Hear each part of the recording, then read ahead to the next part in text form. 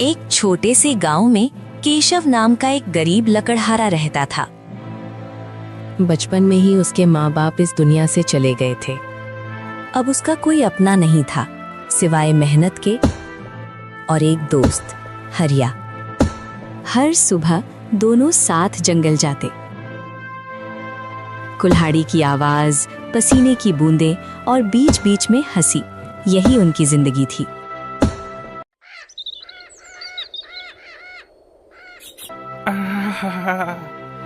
अरे केशव भाई, आज कुछ ठीक नहीं लग रहा। सिर घूम रहा है, हाथों में अब जान नहीं बची। तो क्या हुआ? बैठ जा जरा सा, जंगल भागा नहीं जा रहा कहीं। पर आज मेरा काम रह जाएगा। तू रोज ही इतना करता है भाई। काम रह गया तो क्या हुआ? तू मेरा दोस्त है, मैं तेरे लिए काम कर दूंगा। आज तेरे लिए भी लकड़ी मैं ही काटूंगा। पर केशव, तुझे भी तो थकान होती होगी। थकान तो शाम को चली जाती है, लेकिन अगर दोस्त का साथ छोड़ दिया तो वो उम्र भर चुभती रहती है। केशव लकड़ियां काटने लगता है और हरिया बैठकर आराम करने लगता है। अरे केशव, तेरे से ज्यादा मूर्ख आदमी आज तक नहीं देखा। अरे ये तो मेरी एक योजना थी तेरे से अपना काम करवाने की। अब बस कुछ ही देर आराम कर लेता हूँ।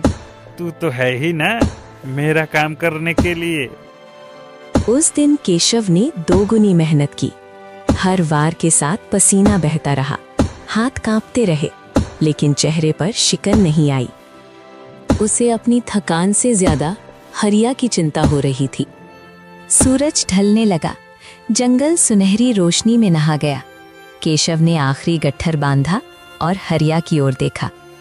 चल भाई, आज बोझ थोड़ा ज्यादा है, बता कौन सा लेगा? ये लेगा? ले ले ले ले। अरे भाई, तेरे घर में ज्यादा बड़ा परिवार है तो मैं थोड़ा सा भी ले जाऊंगा तो जी लूंगा। केशव, आज समझ में आया असली अमीरी क्या होती है। तू मेरा मित्र नहीं, भाई है, भाई। दोनों कंधे पर गट्ठर उठाए जंगल की पगडंडी पर चल पड़े। एक थका हुआ पर संतुष्ट, दूसरा कमजोर पर दिल से मजबूत। क्योंकि सच्ची दोस्ती वो नहीं होती जो साथ हंसे, सच्ची दोस्ती वो होती है जो बोझ भी साथ उठा ले।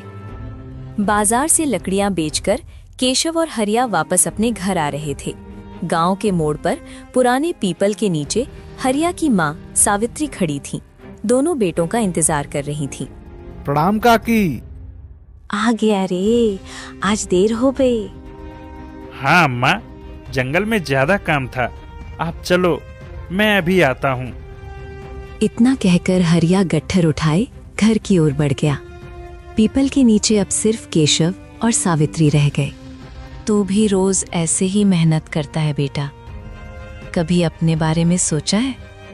सोचा है काकी, पर जो चल रहा है वही ठीक लग रहा है। ऐसा कब तक चलता रहेगा? और कैसा रहा आज का दिन? अरे काकी, ये तो रोज का है।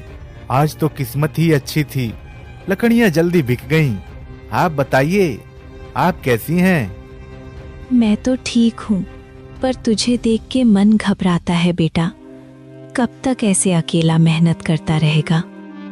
तेरे पास जमीन है, खेती कर ले, लोग भी समझाते हैं।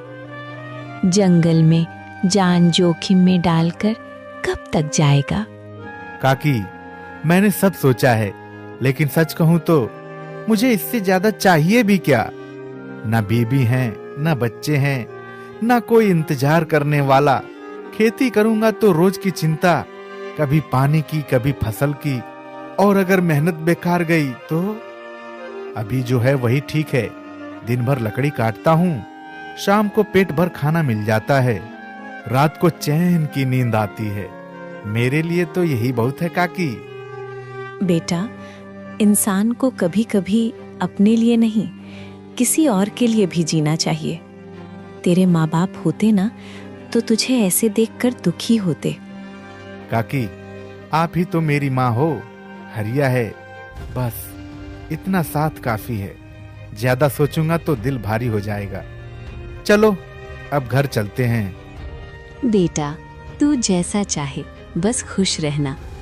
और याद रखना, मेरे घर की रोटी कभी तेरे लिए मना नहीं है। आपका आशीर्वाद है काकी, वही मेरी सबसे बड़ी कमाई है। अब दोनों धीरे धीरे गांव की ओर बढ़ चले। सावित्री के कदम धीमे थे, पर दिल एक माँ की तरह भरा हुआ। केशव का चेहरा शांत था, जैसे वो सच में उसी छोटी सी दुनिया में संतुष्ट हो।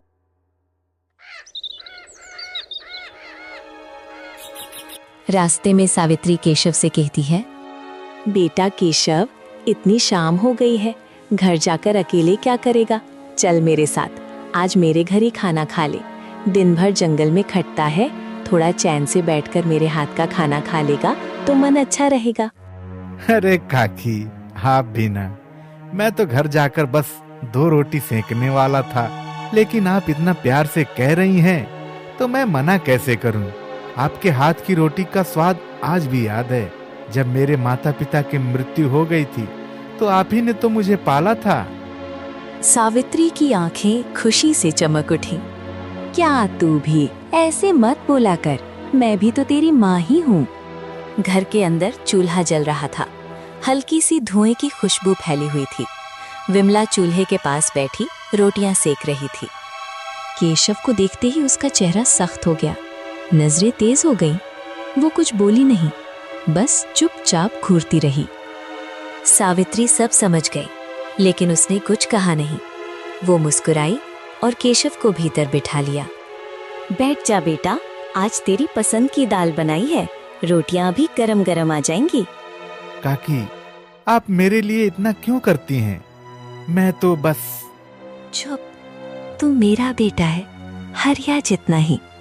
आज तू यहाँ बैठा है, बस यही मेरे लिए काफी है। विमला चुपचाप रोटियां सेकती रही, गुस्सा भीतर ही भीतर जल रहा था।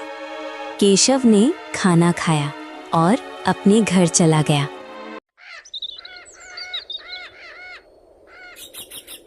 एक दिन केशव अपने घर के बाहर लकड़ियां बांध रहा था।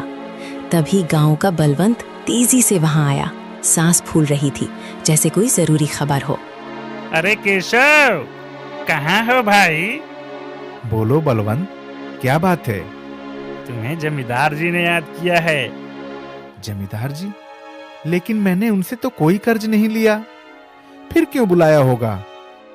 अरे भाई, कर्ज की बात नहीं है, जाओ देखो, समझ जाओगे, या फिर घर बैठे बैठे जान लोगे। चलो, खुद चलकर देख लो। केशव के मन में सवालों का सैलाब उठ गया, पर बिना कुछ पूछे वो बलवंत के साथ चल पड़ा। गांव का जमींदार सबकी नजर में बड़ा नेक और दयालु व्यक्ति माना जाता था, लेकिन सच्चाई कुछ और ही थी। वो चालाकी से भोले भाले गांव वालों की जमीन अपने नाम करा लेता था। उसकी मीठी बातों के पीछे लालच और छल की एक गहरी परत छुपी थी, जिसे कोई समझ नहीं पाता था। केशव पहली बार जमींदार के दरवाजे पर पहुंचा। सामने वही आदमी जिसे पूरा गांव ईमानदार और भला मानता था। केशव, सुना है तुम बहुत मेहनती हो। अब से अपनी सारी लकड़ियां मुझे दे दिया करो, मैं तुम्हें हर बार अच्छा दाम दूंगा। जैसी इच्छा मालिक, मैं रोज लकड़ियां लाकर यहीं दे जाया करूंगा। बस उसी दिन से केशव हर सुबह जंगल जाता, मेहनत से लकड़ियां काटता और शाम को जमींदार की हवेली पर पहुंचा देता।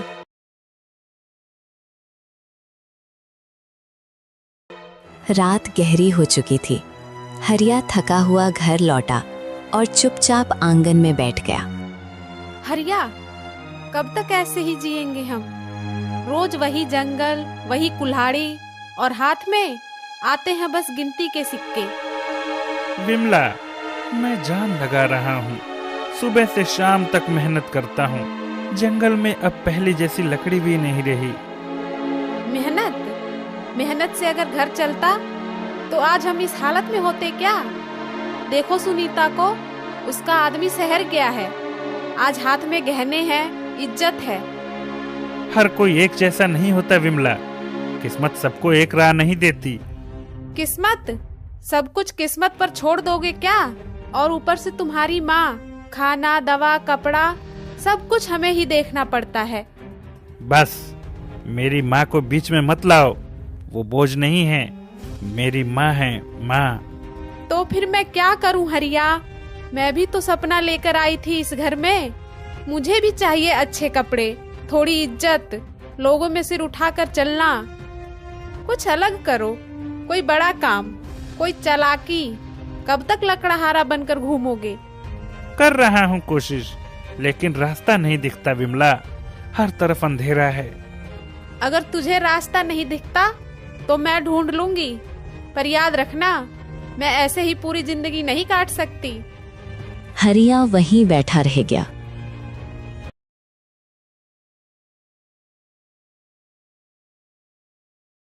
एक दिन सुबह होते होते पूरे गांव में खबर फैल गई। जमींदार के घर से कीमती गहने चोरी हो गए हैं। किसी के मुंह से डर था, किसी के मुंह से मजा। थोड़ी ही देर में चौपाल भर गई।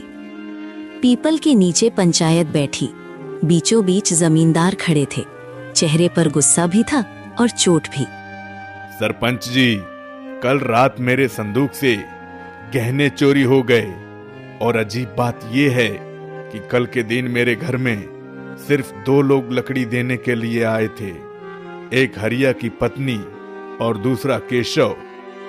चौपाल में सरघुसियां फैल गईं। कोई हरिया की तरफ देख रहा था, कोई केशव की। पहले हरिया की पत्नी लकड़ी रखकर गई थी, फिर बाद में केशव। रोज की तरह शक तो इन्हीं दोनों पर जाता है सरपंच जी। ठहरो, शक से फैसला नहीं होता, पहले सच्चाई देखी जाएगी। इतने में भीड़ को चीरती हुई विमला आगे आई। चेहरे पर घबराहट भी थी और अपमान की चोट भी। सरपंच जी, मैं रोज की तरह लकड़ी लेकर गई थी, आंगन में रखी, चौखट पर पैर छुए और लौट आई। न अंदर गई, न किसी संदूक के पास। मैं चोरी क्यों करूंगी? कुछ औरतों ने सिर हिलाया। सबने उसे आते जाते देखा था। ठीक है विमला, अब केशव की बात सुनी जाएगी। सरपंच जी, मैंने भी रोज की तरह लकड़ी दी और लौट आया। न ताला छुआ, न गहने देखे। मेरी कमाई मेहनत की है। चोरी करना मैंने कभी नहीं सीखा, कभी नहीं। मैंने नाम बता दिया, अब जांच पंचायत की है। जो दोषी हो उसे सजा मिलनी चाहिए। पहले केशव के घर की तलाशी होगी। अगर साफ है तो डरने की कोई बात नहीं है। अगर कहीं से गलती हुई तो पंचायत छोड़ेगी नहीं। मोती और राम खिलावन आगे आए। केशव चुपचाप उनके साथ चल पड़ा। चौपाल की हवा भारी हो गई। कुछ देर बाद वे लौटे। मोती के हाथ में कपड़े में लिपटे 2 गहने थे। सरपंच जी, ये गहने केशव के घर के मटके के पीछे से मिले हैं। चौपाल में जैसे आग लग गई। कोई चिल्लाया, कोई हक्का बक्का रह गया। देख लिया, 4 गहने चोरी हुए थे और 2 ही मिले हैं। क्या कहेगा अब? तेरे घर से गहने निकले हैं। सरपंच जी, मुझे नहीं पता ये मेरे घर में कैसे पहुंचा। मैं आज भी वही कहता हूँ, मैं चोर नहीं हूँ। अरे 2 ही गहने मिले हैं, बाकी के कहीं छुपा दिए होंगे। हाँ हाँ, चोर पूरा माल एक जगह थोड़ी रखता है। चुप रहे, पंचायत है, तमाशा नहीं। सन्नाटा छा गया। फिर सरपंच ने जमींदार की ओर देखा। बाकी 2 गहनों के बदले आप क्या न्याय चाहते हैं? अगर मुझे केशव की जमीन मिल जाए तो मेरी भरपाई हो सकती है। केशव का चेहरा सफेद पड़ गया। सरपंच जी, वो जमीन मेरे माँ बाप की आखिरी निशानी है। मैं कसम खाकर कहता हूँ सरपंच जी, मैंने चोरी नहीं की। सबूत हमारे सामने है केशव। पंचायत का फैसला बदल नहीं सकता। बाकी 2 गहनों के बदले केशव की जमीन जमींदार जी के नाम की जाती है। एक पल में केशव से उसकी सबसे बड़ी पूंजी छिन गई, जमीन और सम्मान। भीड़ धीरे धीरे छट गई, लेकिन केशव वहीं खड़ा रहा। उस शाम सूरज सिर्फ आसमान में नहीं डूबा, केशव की जिंदगी में भी एक लंबी अंधेरी रात उतर आई। पंचायत खत्म होते ही भीड़ धीरे धीरे छट गई। कोई चुप था, कोई संतुष्ट। जमींदार भी भारी कदमों से अपने घर लौट आया। घर के भीतर जमींदार की पत्नी सरला दरवाजे के पास ही खड़ी थी। चेहरे पर बेचैनी साफ झलक रही थी। एक बात पूछूं जी, आपने पंचायत में वो सब क्यों कहा? हमारे तो कोई गहने चोरी नहीं हुए थे। जमींदार ठिठका, फिर होठों पर एक हल्की टेढ़ी मुस्कान आई। अरे सरला, आज भी तू वैसी की वैसी ही है, सीधी, दिमाग और समझ से भी सरला ही है तू। मतलब? ये सब मैंने रचा था केशव की जमीन हड़पने के लिए।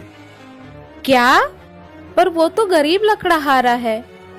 तो क्या हुआ, जमीन तो जमीन होती है, उपजाऊ है, और वो कुल्हाड़ी उठाकर जंगल में मरता रहता है। सरला के चेहरे का रंग उड़ गया। लेकिन आपने उसके घर गहने क्यों रखवाए? रखवाए नहीं, मैंने खुद रखे थे। कितने? 4 नकली। तो पंचायत में सिर्फ 2 ही क्यों मिले? यही तो किस्मत का खेल है, 4 में से 2 किसी और ने उड़ा लिए। अगर चारों मिल जाते तो मैं यही कह देता कि 6 गहने थे। सरला की रूह कांप गई। ये बहुत गलत है। भगवान से डरिए। भगवान तो उन्हीं का साथ देता है जिनके हाथ में ताकत होती है, ताकत। और देख लिया ना, केशव और ज्यादा फंस गया और उसकी जमीन आज मेरे नाम हो गई है। अगर इसका बुरा अंजाम हुआ तो? तब की तब देखेंगे सरला, अभी तो फायदा हमारा है। दीपक की लौ हल्की सी कांपी।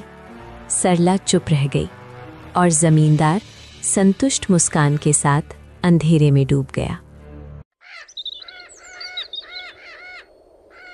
विमला की आवाज में अब वो तेजी नहीं थी। हरिया अभी भी दरवाजे के पास खड़ा था, जैसे कोई बच्चा जो अभी अभी कोई बड़ा राज सुनकर हक्का बक्का हो गया हो। सुनो हरिया, तुम्हें पता है ना, केशव के घर से वो गहने मैंने ही लिए थे। तूने? सच में?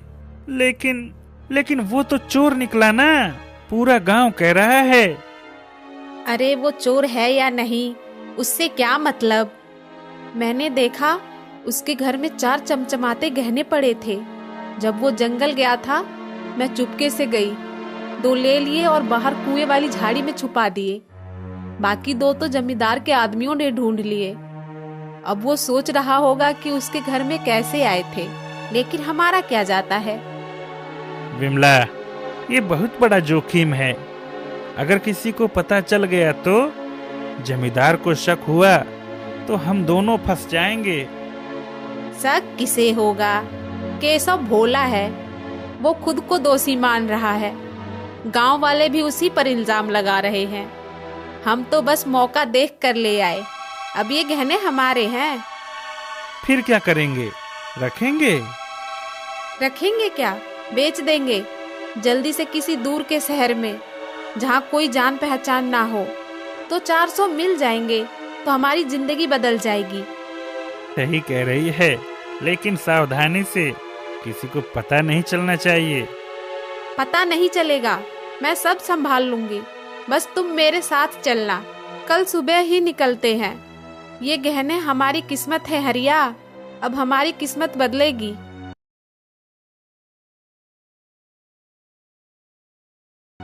सुबह की धूप अभी ठीक से फैली भी नहीं थी कि हरिया घर से निकल पड़ा।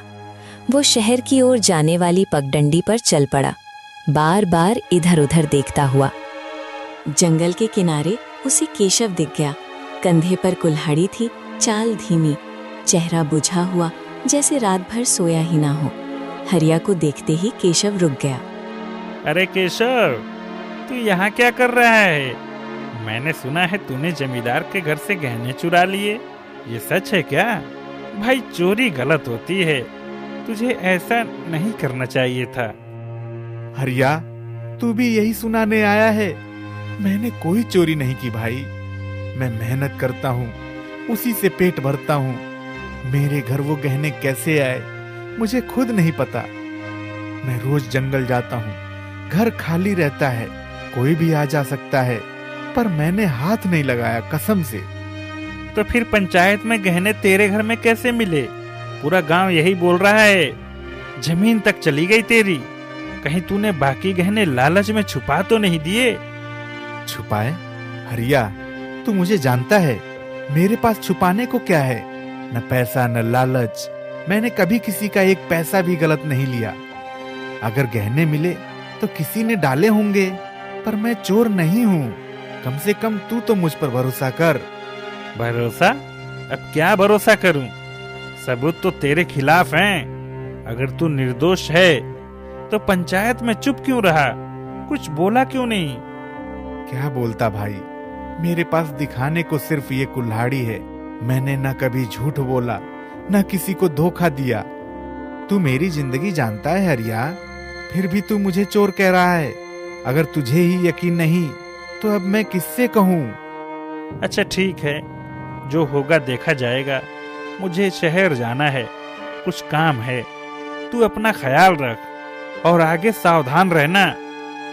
जा भाई जा, बस याद रखना मैंने कभी झूठ नहीं बोला, और तू मेरा भाई है।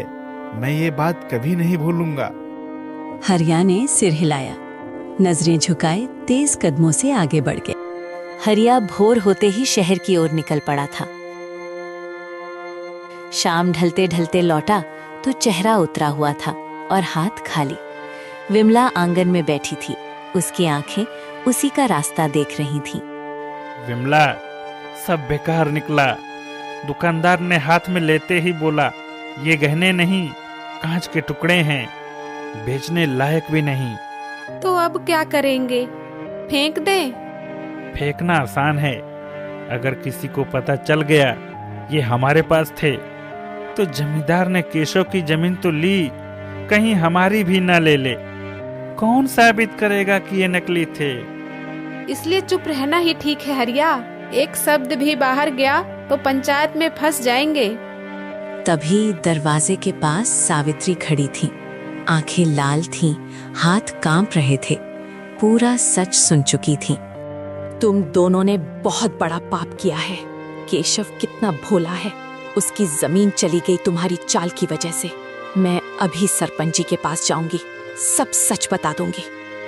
अम्मा, ये आप क्या कह रही हैं? जरा सोचिए। हाँ अम्मा जी, जरा दिमाग से सोचिए।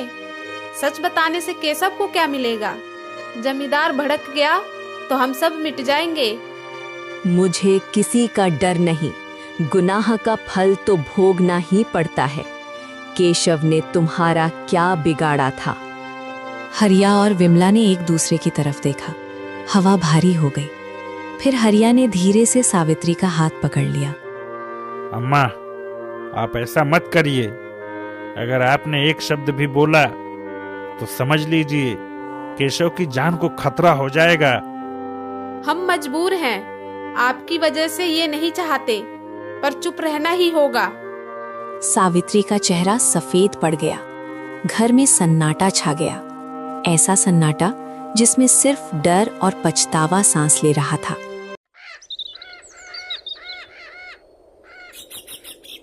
दोपहर ढल रही थी। केशव जंगल से लौट रहा था। कंधे पर लकड़ियों का भारी गट्ठर, हाथ में कुल्हाड़ी, माथे पर पसीना था, चेहरे पर उदासी, पर आंखों में वही पुरानी सादगी। प्रणाम काकी, आप यहाँ? खुश रहो बेटा, सब ठीक तो है? हाँ काकी, ठीक हूँ। रोज का काम है। आप बताइए, सब कुशल है? तू अब गांव में लकड़ी बेचने क्यों नहीं आता? लोग पूछते हैं केशव कहाँ चला गया। क्या बताऊं काकी, चोरी का इल्जाम लगने के बाद से वहां जाने का मन नहीं करता। लोग देखते हैं, फुसफुसाते हैं, इसलिए अब दूसरे गांव चला जाता हूँ। वहां कोई पहचानता नहीं मुझे। बेटा, तूने चोरी नहीं की, मुझे सब पता है। तू ऐसा कर ही नहीं सकता। आप ये कह देती हैं काकी तो मन हल्का हो जाता है। अब मैं चलता हूँ, दूसरे गांव पहुँचना है शाम होने से पहले। अरे हाँ, मेरे भाई सेठ धनीचंद जी मिले थे क्या? हाँ काकी, पूछ रहे थे आप कैसी हैं। मैंने कहा आप उन्हें आज भी याद करती हैं। धनीचंद बचपन में कितना शैतान था, दिल तब भी साफ था, आज भी है। तुझे देखकर उसकी याद आ गई। वो बहुत अच्छे इंसान है काकी, बिल्कुल आपकी तरह। जा बेटा, अपना ध्यान रखना और भूखा कभी मत रहना। मेरे घर की रोटी तेरे लिए हमेशा है। केशव ने फिर प्रणाम किया, गट्ठर सर पर उठाया और आगे बढ़ गया।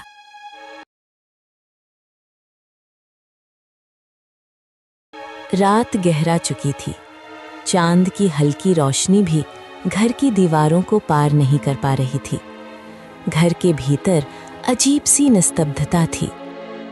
विमला ने चुपचाप रसोई से एक गिलास पानी लिया, कुछ पल रुकी, फिर उसमें नींद की दवा की कुछ बूंदें मिलाई।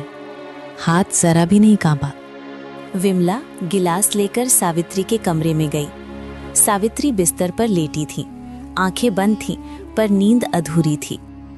माँ जी, पानी पी लीजिए, रात में गला सूख जाता है ना। बेटी, तू अभी तक जाग रही है? अच्छा देख, पी लेती हूँ। सावित्री ने गिलास लिया, धीरे धीरे पूरा पानी पी गई। अब नींद आ जाएगी शायद।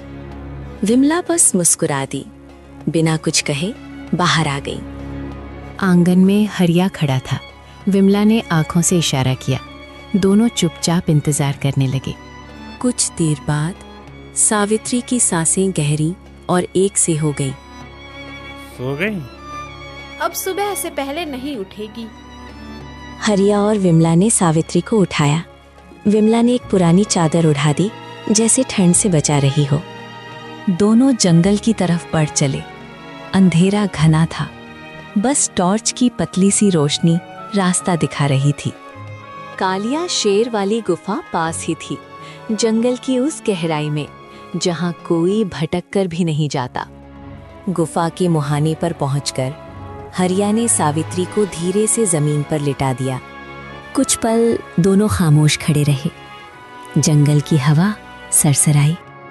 ऐसा तो नहीं कि तुम अंदर ही अंदर अपनी माँ के लिए रो रहे हो? नहीं, मैं तो कब से चाहता था कि इस बुढ़िया से छुटकारा मिले। बस डरता था कि तू क्या कहेगी। मैं भी यही चाहती थी, लेकिन डर मुझे भी था। सोचती थी तुम मुझे ही गलत ठहरा दोगे। आज सब अपने आप ठीक हो गया। सुबह होते ही कालिया शेर अपना काम कर देगा, और अगर जाग भी गई तो दवा का असर दिन भर रहेगा। यहाँ कोई नहीं आता। तो फिर ठीक है, चलो घर। दोनों ने एक बार फिर सावित्री को देखा, फिर बिना कुछ कहे पीछे मुड़ गए। पीछे गुफा में सन्नाटा था, बस सावित्री की धीमी सांसें और जंगल की हल्की सरसराहट। घर पहुंचकर ना कोई बात ना कोई पछतावा, फिर दोनों सो गए।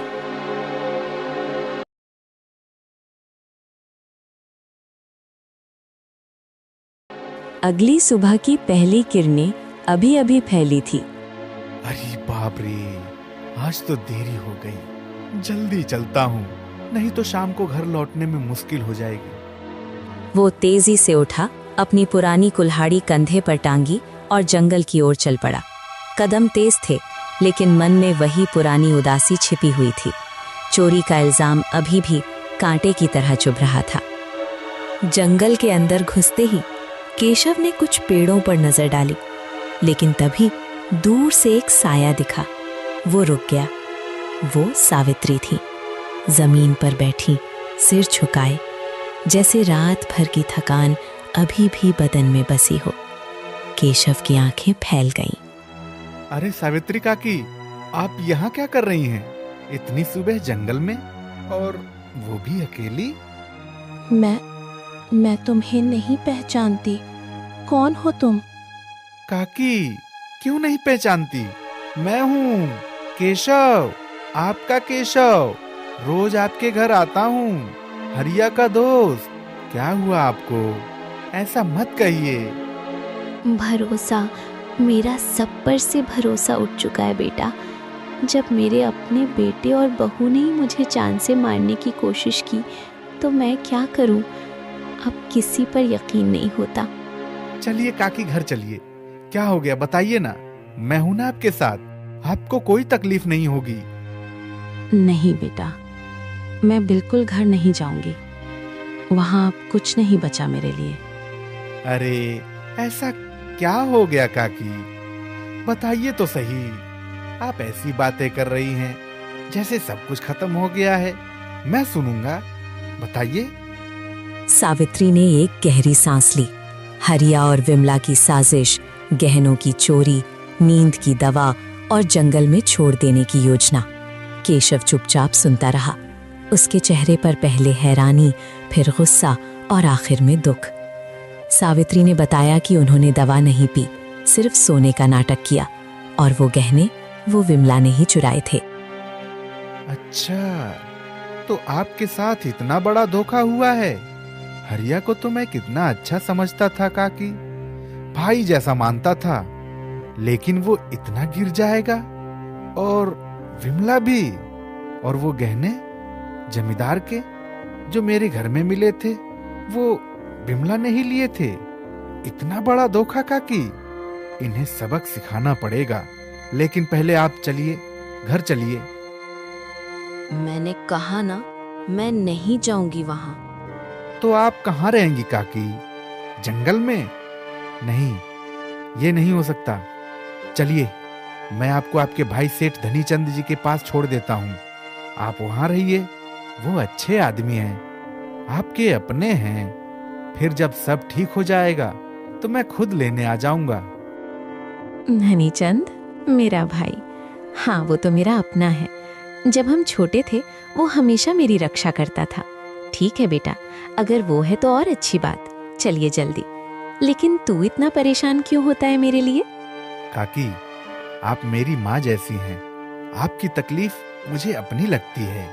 चलिए, मैं छोड़ देता हूँ। केशव ने सावित्री को सहारा दिया। धीरे धीरे जंगल से बाहर निकले। केशव ने उन्हें सेठ धनीचंद के घर छोड़ा। सेठ से बात की, सब कुछ ठीक रहा। फिर केशव वापस अपने घर चला गया। रास्ते में उसका मन भारी था, लेकिन एक फैसला पक्का हो चुका था, धोखे की सजा मिलनी चाहिए।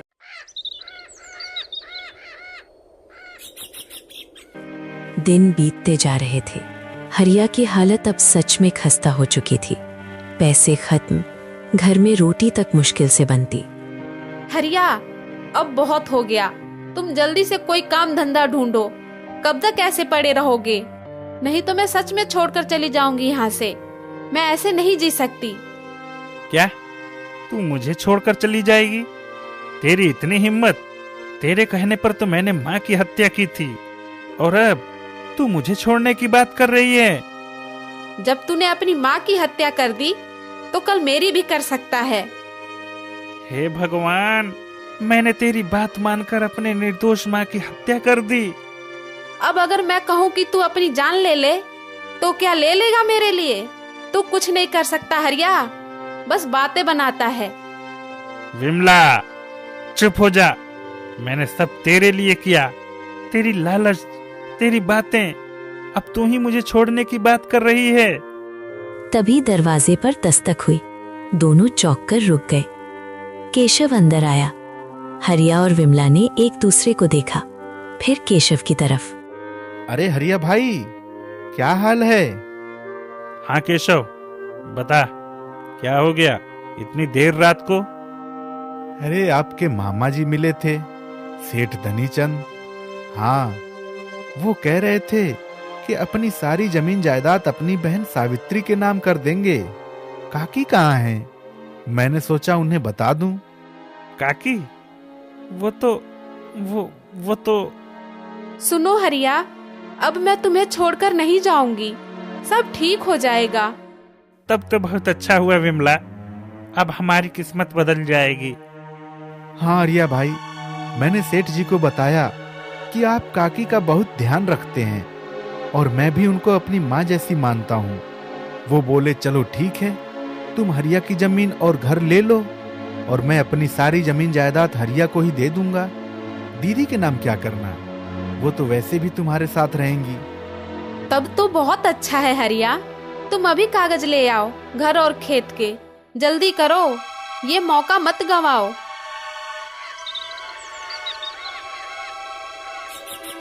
हरिया तुरंत अंदर गया, पुराने बक्से से कागजात निकाल लाया। फिर केशव ने बाहर इशारा किया और सावित्री और सेठ धनीचंद अंदर आए। हरिया और विमला के चेहरे सफेद पड़ गए। सावित्री का चेहरा दर्द और गुस्से से भरा था। सेठ धनीचंद की आंखें सख्त। काकी आइए, आप कहाँ चली गई थी? माँ, अरे जहाँ तुम लोगों ने मुझे छोड़ दिया था, जंगल में शेर की गुफा के पास, सोचा था मैं मर जाऊंगी, लेकिन भगवान ने बचा लिया। हाँ, मुझे भी नहीं पता था कि मेरी दीदी इतनी तकलीफ में है।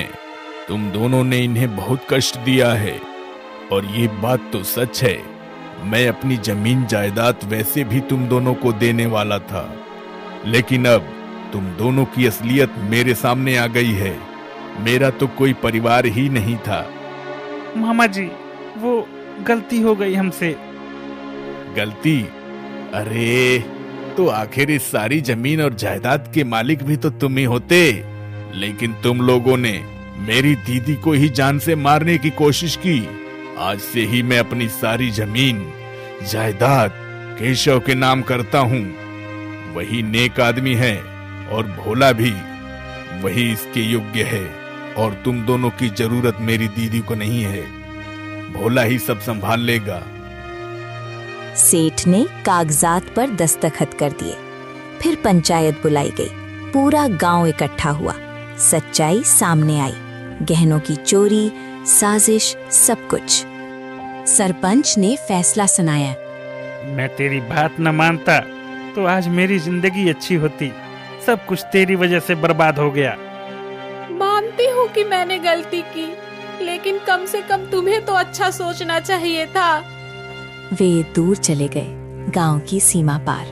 पीछे केशव और सावित्री खड़े थे। जिंदगी ने न्याय कर दिया था और गांव की हवा में अब शांति थी।